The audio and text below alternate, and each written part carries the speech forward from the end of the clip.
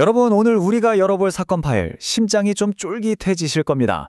1970년대 영국 전역을 그야말로 공포의 도가니로 몰아넣었던 아주 참혹한 연쇄살인 사건인데요. 단순히 범인 잡는 옛날 이야기냐고요? 아닙니다. 역사상 최악의 수사 실패로 기록된 이 끔찍한 사건이 어떻게 현대 과학 수사의 대혁명을 이끌어냈는지 그 소름돋는 추적의 과정을 지금부터 파헤쳐 보겠습니다. 본격적인 이야기에 앞서 이 서늘한 문장부터 한번 보시죠. 1981년 희대의 연쇄살인마를 사회에서 여완이 격리시키며 보호햄 판사가 남긴 말입니다. 매우 비겁한 본질을 가진 살인, 비정상적으로 위험한 인물. 어떠신가요? 이 짧은 단어들 속에 당시 영국 사회가 느꼈던 그 지독한 분노와 공포의 무게가 고스란히 묻어나지 않나요? 자, 그런데 여기서 도저히 이해가 안 가는 의문이 하나 생깁니다. 무려 250만 시간입니다, 여러분. 수천 명의 경찰이 밤낮 없이 매달렸는데 도대체 어떻게 이 범인은 5년이라는 그 긴 시간 동안 경찰의 촘촘한 수사망을 요리조리 다 빠져나갈 수 있었던 걸까요? 진짜 말도 안 되는 일이죠. 첫 번째 섹션, 공포의 요크셔 리퍼입니다. 1975년부터 1980년까지 정말 비극적이었던 이 5년 동안 평범한 화물차 운전사 피터 서트클리프는 요크셔와 맨체스터 일대를 제 집 드나들듯 누볐습니다. 이 남자가 쓴 무기는 무슨 대단한 게 아니었어요. 망치나 스크루드라이버 같은 우리 주변에 굴러다니는 아주 흔한 일상 도구들이었죠. 이걸로 무려 13명의 여성을 잔혹하게 살해하고 7명에게 치명상을 입혔습니다. 게다가 경찰 관할 구역이 복잡하게 쪼개져 있다는 약점을 아주 교묘하고 영악하게 파고들면서 수사망을 농락했습니다. 두 번째 섹션, 경찰의 치명적인 오판들입니다. 화면에 보이는 숫자 9. 이거 보시고 무슨 생각이 드시나요? 진짜 기가 막힌 숫자거든요. 경찰이 5년 동안 서트클리프를 무려 9번이나 불렀습니다. 9번을 앉혀놓고 신문을 했는데 세상에 눈앞에 연쇄살인마를 두고도 그 사실을 전혀 눈치채지 못했다는 겁니다. 매번 용의선상에서 그냥 빼버리고 순순히 집으로 돌려보냈어요. 도대체 어떻게 이런 말도 안 되는 일이 가능했을까요? 그 해답은 바로 이 거대한 숫자, 60만 안에 숨어 있습니다. 여러분, 당시 경찰이 다루던 범죄 정보가 60만 건이 넘었는데 이걸 전부 어떻게 관리했는지 아세요? 오직 손으로 쓴 종이 새긴 카드로만 분류했습니다.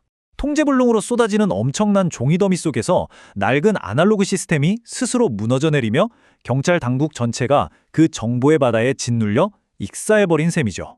게다가 표를 한번 유심히 봐주세요. 당시 수사팀이 얼마나 끔찍한 편견에 사로잡혀 있었는지 짐작이 가실 겁니다. 수사 초기 피해자들이 주로 성매매 종사자였다는 사실 하나에 꽂혀서 경찰 스스로 범인을 매춘부 살인마라고 단정 지어버렸어요. 그러니까 평범한 학생이나 점원 같은 여성들이 공격을 당하고 구사일생으로 살아남아서 생생한 진술을 했는데도 우리 프로파일이 안 맞는데? 하면서 그 천금 같은 단서들을 깡그리 무시해버린 겁니다. 이 어처구니 없는 상황이 어떻게 파국을 맞는지 타임라인을 쭉 따라가 볼까요? 1976년 생존자 마르셀라 클락스톤이 범인의 얼굴을 아주 정확하게 묘사했지만 방금 말씀드린 그 편견 때문에 휴지통으로 직행했고요. 1979년에는 진짜 코미디 같은 일이 벌어집니다. 범인을 사칭한 장난전화 녹음 테이프, 일명 웨어사이드 잭 사건에 경찰 수뇌부가 홀랑 넘어가서 엉뚱한 동네만 냅다 파고들었죠. 급기야 1980년에는 서트클리프가 진범이라고 콕 집어준 결정적 익명제보 편지가 수사본부 캐비넷 구석에서 무려 한 달 동안이나 먼지만 쌓인 채 방치되기도 했습니다. 세 번째 섹션, 극적인 검거와 통쾌한 판결입니다. 자, 그런데 여기서 진짜 아이러니한 건요.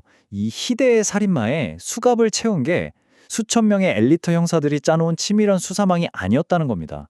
1981년 1월 가짜 번호판을 달고 달리던 차를 우연히 멈춰 세운 한 초보 순찰 경찰관의 번뜩이는 직감 덕분이었어요. 당시 서트클리프가 소변을 보겠다고 핑계를 대고는 으슥한 곳에 망치랑 칼을 몰래 버렸거든요. 그런데 다음날 어딘가 찜찜함을 느낀 이 경찰관이 현장에 다시 찾아가서 그 숨겨진 살해 무기들을 기어코 찾아낸 겁니다. 결국 치열한 신문 끝에 내가 욕시어 리퍼다라는 자백을 끄집어냈죠. 드디어 재판이 열렸는데 이것도 정말 혈압 오르는 스릴러였습니다. 서트클리프가 법정에서 갑자기 신의 목소리가 내게 처단을 명령했다 이러면서 조현병으로 인한 심신미약을 주장하는 겁니다. 살인죄 말고 과실치사로 형량을 대폭 줄여보려는 얄팍한 꼼수였죠. 그런데 진짜 환장할 노릇은 당시 검찰과 정신과 의사들조차 이 말도 안 되는 주장을 받아들여서 적당히 타협하려고 했다는 거예요. 만약 그랬다면 온 나라가 발칵 뒤집어졌겠죠. 하지만 바로 이 답답한 순간에 아까 처음에 말씀드렸던 보어햄 판사가 사이다 같은 결단을 내립니다. 유죄 타협반을 단칼에 거부해버린 거예요. 배심원이 결정해야 합니다. 이렇게 묵직하게 일갈했죠. 그 결과 13건의 살인 혐의 모두 유죄 판결이 났고요. 무려 20번의 종신형이라는 아주 통쾌하고 진정한 사법적 카타르시스를 대중에게 안겨주었습니다. 네 번째 섹션, 바이포드 보고서의 충격입니다. 재판 직후 정부의 지시로 발표된 바이포드 보고서. 이건 그야말로 경찰의 민낯을 무자비하게 발가벗긴 충격적인 기록입니다. 살인마를 5년이나 못 잡은 게 단순히 운이 나빠서가 아니라 뼛속까지 골마있던 시스템의 문제였다는 걸 적나라하게 폭로했거든요. 가짜 테이프 하나에 몰빵해버린 수뇌부의 치명적 오판, 피해자를 직업이나 사회적 지위로 차별했던 성차별적 문화, 그리고 수기카드 딱 한 장만 엉뚱한 데 꽂혀도 수사 전체가 마비돼버리는 구시대적 행정의 한계를 뼈아프게 지적했습니다. 다섯 번째 섹션, 현대 과학 수사의 탄생입니다. 자, 엄청난 망신을 당한 수사당국, 이제 가만히 있을 순 없겠죠. 이때부터 범죄 수사가 환골탈태하기 시작합니다. 2차 세계대전 때 공군 항해사로 복무했던 스튜어트 카인드 박사라는 분이 이 화면에 보이는 4단계를 범죄 수사에 획기적으로 접목합니다. 범행 시간과 장소를 지도에 쫙 펼쳐놓고 범죄자는 자기 집에서 멀어질수록 범행을 덜 저지른다는 그 거리 감소의 원칙을 대입한 거예요. 그렇게 범인이 범행 후 도망칠 무게중심을 계산해 보니까 기가 막히게도 서트클리프가 살고 있던 욕시어의 특정 지역이 핀셋으로 집은 듯 튀어나온 겁니다. 산더미 같은 용의자들 중에서 대체 누구부터 조사해야 할지 정확히 알려주는 이른바 지리적 프로파일링이 역사상 처음으로 탄생한 혁명적인 순간이었죠. 이 비극적인 사건에 남긴 궁극적인 유산을 한번 비교해 볼까요? 형사의 감에만 의존하며 60만 장짜리 종이카드 더미에 파묻혀 허걱대던 아날로그 시대에서 벗어나 흩어진 단서들을 인공지능으로 교차 검증하는 전국 단위 전산망, 이름도 듬직한 홈즈 시스템의 시대로 퀀텀 점프를 한 겁니다. 이 거대한 디지털 네트워크 혁명이 전 세계 수사 행정의 판도를 완전히 바꿔놓았습니다.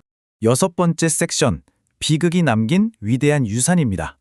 하지만 이런 커다란 변화가 단순히 과학기술의 발전으로만 끝난 건 아닙니다. 한참 연쇄 살인마 때문에 온 동네가 공포에 떨고 있을 때 경찰들이 내놓은 대책이 뭔지 아세요? 여성들 보고 밤에는 웬만하면 나다니지 말고 집에 계세요 이러면서 책임을 회피한 겁니다. 결국 억눌렸던 분노가 폭발하면서 1977년 여성들이 횃불을 들고 거리로 뛰쳐나왔습니다. 우리의 밤길을 되찾자 하면서요. 안전하게 길을 걸을 권리와 자유를 향한 이 당당한 외침은 젠더 폭력에 맞서는 전 세계적인 연대의 도화선이 되며 대중의 시선을 근본적으로 바꾸어 놓았습니다. 그리고 긴 세월이 흘러 2020년 살인마 서트클리프가 마침내 감옥에서 생을 마감합니다. 그러자 당시 웨스트 요크셔 경찰청장이 아주 의미 있는 공식 사과문을 발표해요. 과거 우리 수뇌부가 피해자들을 편견 어린 시선으로 대하고 모욕적인 언어를 써서 유족들 가슴에 씻을 수 없는 상처를 준 것 진심으로 사과드립니다. 이렇게요. 국가기관이 수십 년 전 자신의 그 참담했던 실패와 부끄러운 과거를 숨기지 않고 정면으로 마주하겠다고 선언한 아주 무겁고 상징적인 순간이었죠. 자, 숨가쁘게 달려온 오늘의 사건 파일 해설을 슬슬 마무리할 시간인데요. 마지막으로 화면에 있는 이 묵직한 질문을 여러분과 꼭 함께 나눠보고 싶습니다. 지금 우리가 너무나 당연하게 누리고 있는 이 고도화된 프로파일링 기술, 그리고 첨단 디지털 전산 수사망, 이 모든 것들이 사실은 13명 여성들의 흘린 피와 억울한 희생 위에 세워진 뼈아픈 결과물이라는 사실입니다. 사법제도의 위대한 도약 뒤에는 언제나 누군가의 비극적인 대가가 치러져 왔으니까요. 그렇다면 과연 오늘날 우리가 누리는 이 평온한 안전은 또 어떤 희생들 위에 단단하게 세워져 있는 걸까요? 오늘 밤엔 이 질문을 한번 깊이 생각해 보시면 좋겠습니다. 그럼 이번 사건 파일 해설은 여기서 모두 마치겠습니다.